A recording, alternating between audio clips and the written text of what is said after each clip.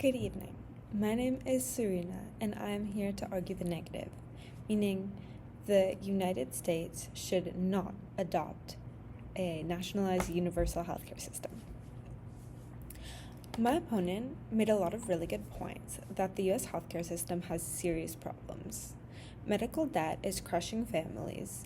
People are canceling doctor's appointments because they can't afford the bill. Chronic illness persists untreated, and life expectancy here is lower than almost every other developed country. There needs to be a fix. My opponent concludes that the solution is fully nationalizing healthcare. While this may sound good in theory, this solution has been tried and it's not as glamorous as it appears.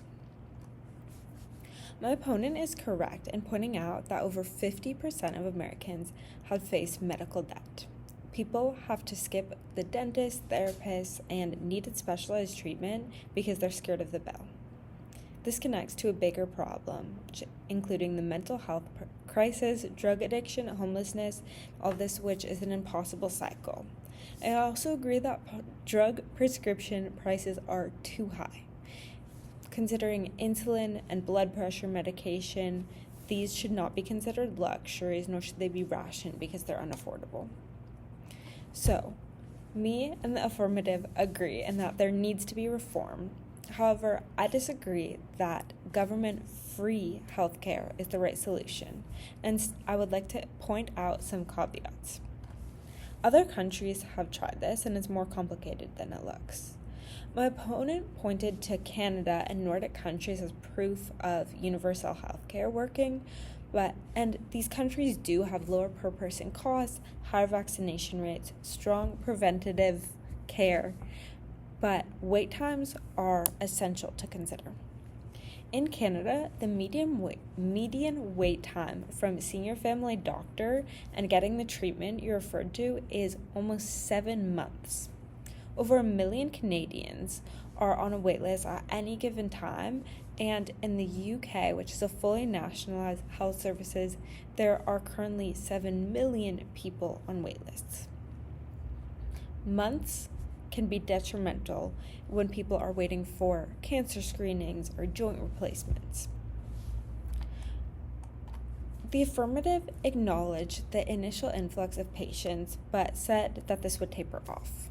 But when thinking about the reality of 335 million people in the United States, millions who've been putting off getting the care because of cost, this would mean that when the universal healthcare kicks in, trying to treat all these people at once, considering the current doctor shortage, is a recipe for disaster. Also, Nordic countries have something else in their favor. They're much smaller and more homogeneous populations with different tax structures, and even they struggled to maintain a high quality of care.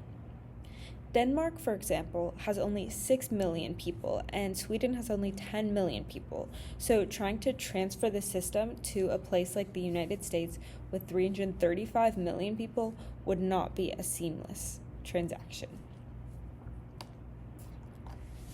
Also, the cost doesn't add up the way it's described.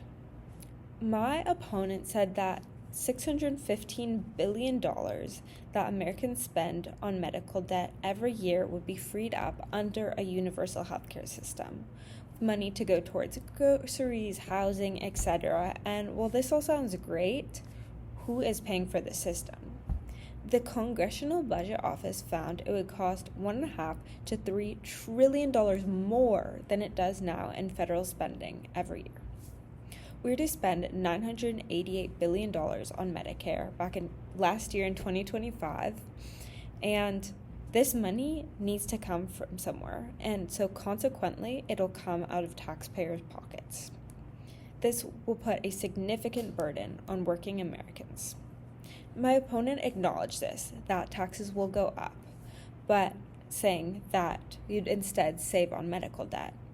But saving $1,800 a year on average in medical debt while paying several thousands dollars more in taxes is an even further loss.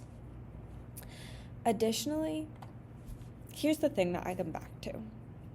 The problems of the affirmative, that were identified, including the mental health crisis and drug addiction, homelessness, chronic disease, these aren't just problems of access.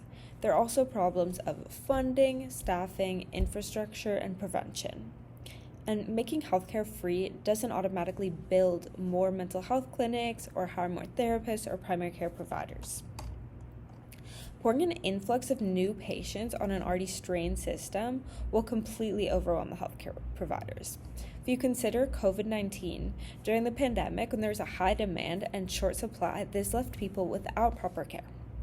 Currently, doctors and nurses are already burned out, with 43.5% of physicians in the U.S. reporting burnout. What this system needs is more capacity, not more demand. We need serious reform and should take targeted action. In order to do this, I think we should expand Medicaid. There are still states that have not accepted Medicaid expansion, and this would immediately cover millions of low-income Americans at a much lower federal cost than a full national reform. Additionally, we should let Medicare negotiate prescription drug prices, which can bring down costs without dismantling the entire system. Furthermore, should increase funding for community health services and require hospitals to be transparent in their prices so patients aren't caught with a sudden cost. While all of this might not sound as glamorous as free healthcare for everyone, this addresses specific issues without adding trillions to the federal debt and causing potentially deadly wait times. There are much better methods of reform, but free healthcare isn't one of them. It doesn't work. My opponent and I want a lot of the same things, wanting affordable healthcare and access to mental health help. But what we disagree on is the solution. Fully nationalizing healthcare has been tried in other countries and includes mixed results, including long wait times, strained systems, and cost structures that don't translate to a country the size of the United States. So, we can do better for Americans without going all the way to free nationalized healthcare. We should expand what's working and fix what's not. Thank you.